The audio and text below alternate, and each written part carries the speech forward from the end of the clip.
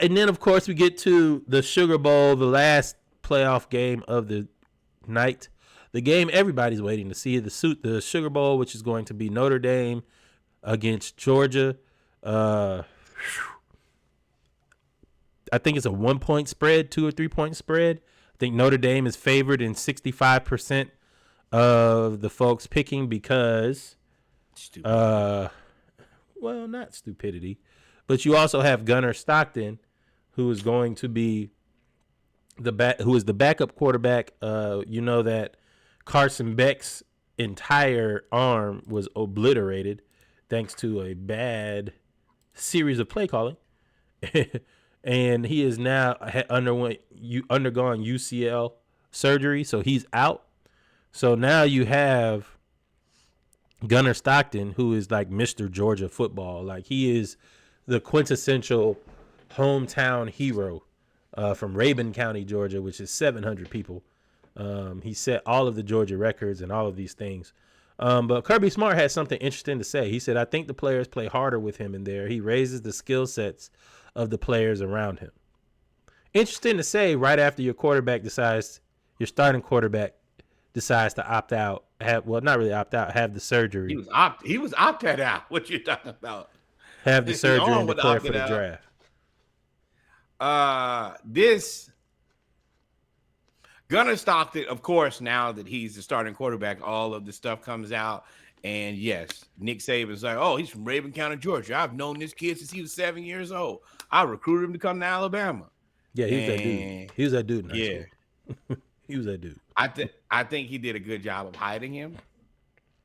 I think that this is one of the situations kind of similar to Kirk and Michael Penix, where you probably knew you had a guy equal to or greater than behind him, but for the way that the media had been, how the media was set up and how things had already gone, it will cause too much controversy to like really tell everybody the truth. But I'm sure they probably been in practice like, nah, he might be better. He reminds me of Stetson Bennett. The way that he can throw the ball, he's very mobile. That's all it takes. And he reminds me of a good game manager, strong arm, maybe not as talented a thrower as Carson Beck, but a better decision maker. And I think he's going to come into the game and they're going to protect him as long as they can run the ball. Now Georgia is down running backs. They're down 2 running backs, so now they only have 4 instead of 6. So it's like you down Branson Robinson, Roderick Robinson, but you have Trevor Etienne, you have the freshman All-American and Nate Frazier. Then you have Cash Jones, the walk-on, who does pretty much everything right. And then you also have the speedster in there as well. They call him Scooby. So you have a lot. Everybody on defense is there. You only lost 1 player to the portal, and he got his job taken anyway. So it's like you lost the other players, but they were all reserves. So I mean, you there. He's an old school Georgia kid. I saw him riding around in a box F-150. I was like, oh yeah, 1955, old school. That's what they looking for. That's like having a Maserati in Athens. Grad assistant. Go out there, play 4-5 years in the NFL as a backup because you know the offense. Come back, be a grad assistant, quarterback coach, next Mike Bobo. If you haven't noticed what Kirby Smart is doing, he is setting that up. Warren Erickson was a starting guard for Georgia. Went and got drafted, played 2 years in the pros, and said, you know what, this ain't really for your boy. I'm coming back to Georgia. I'm now a grad assistant offensive line coach. What do you think he's going to be? An offensive line coach. That is the one thing I will give Kirby. You see Kirby's whole staff of the future right there. Right there. Hey, son, you got about 3 or 4 years. You do whatever you want to, and then we're going to see you back in Athens. Deal. It works. I mean, you also see they keep getting people picked off in the way that he set up that organization.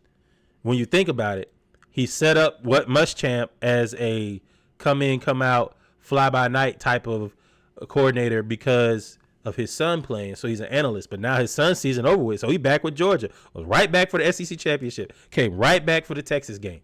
Like, he's there. So you still have Travaris Robinson, you have Glenn Schumann, you have all of these people in place to battle attrition. And once you battle the attrition, I mean, you living well. And you're going to have Bobo there forever. And you're going to have co-offensive coordinator. You're going to have all of those people there, and everybody's going to leave. It's going to be them same 3 or 4 guys. And he's just going to keep – that tree is going to grow. And you've built a ton of trust in these guys. You let them play the whole time. You're not, actively trying to take their scholarships and do all that type of stuff. You see the long con here, and you're playing it well. I as much as I dislike Georgia, I respect Kirby. Kirby's a chess player. Yep. Now, for this game, so keys to the game. We talked about the offense. Notre Dame, questions. Can they move the ball on Georgia? I said before, Notre Dame, their strength is running the ball, being a physical team. Well, that is also all of the SEC schools' strength when they end up playing other teams. Georgia, they have Jalen Walker. All that running and all of that stuff with all these linebackers that can move, it looks different.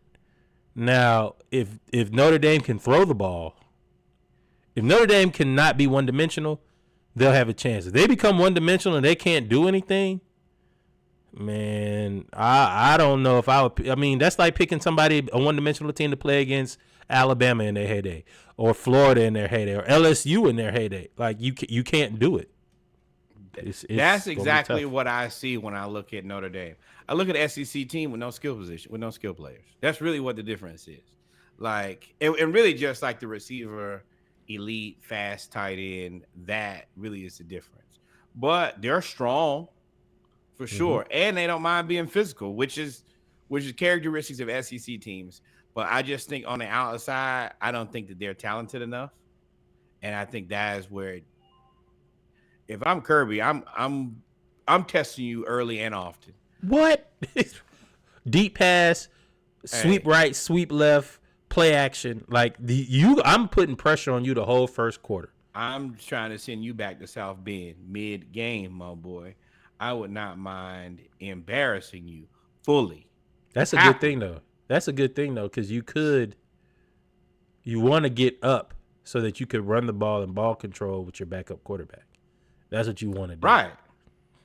Yeah. So that's a good point. Come on, man. We know what we're doing here.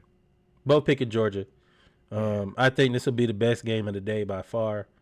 And I expect for a back and forth game in Georgia to seal it in the fourth quarter, as they've done all year.